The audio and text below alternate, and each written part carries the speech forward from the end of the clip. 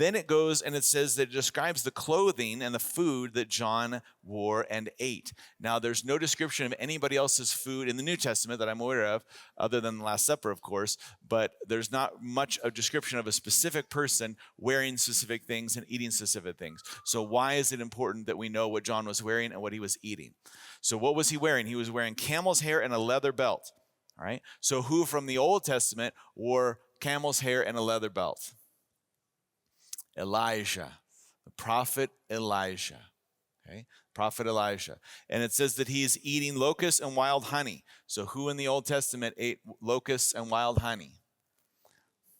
Elijah.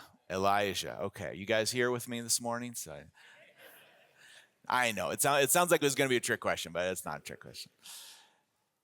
So you've got all these scriptures saying, wow, this guy is just like Elijah out in the desert. Now, why is that important? Because Elijah, not only was he a great prophet, but it was prophesied about him that before the Messiah comes, the spirit of Elijah will come again, right? The spirit of Elijah will come. In fact, Malachi, the last prophet, says the spirit of Elijah will come, turning the fathers to their children and children to their fathers, and this will be the sign of the Messiah's age. So, all right, so we're seeing that, but also, this is cool, locusts and wild honey, in the Old Testament, there was food laws, and the reason why that was what you could eat and what you couldn't eat, and the reason why that was is because in Egypt, there was a lot of animals that were worshipped as gods, and so that created a lot of weird stuff with people, what they would eat and what they wouldn't eat, and so God, when he brought the Israelites out of slavery, he basically reversed all that.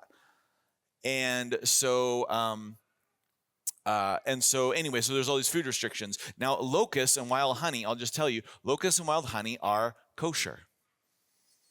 So you can eat them under the old covenant. So what's important to see here, not only is he imitating Elijah, but he's also following the commandments of God. So even if you're out in the desert, you can follow the commandments of God. Even if you have no money, you can follow the commandments of God. Isn't that good news? Because a lot of times we make up excuses why we can't follow God because we got some kind of weird circumstance, right? But no, that's true. So whatever your circumstances, you can follow the laws of God. So that's great.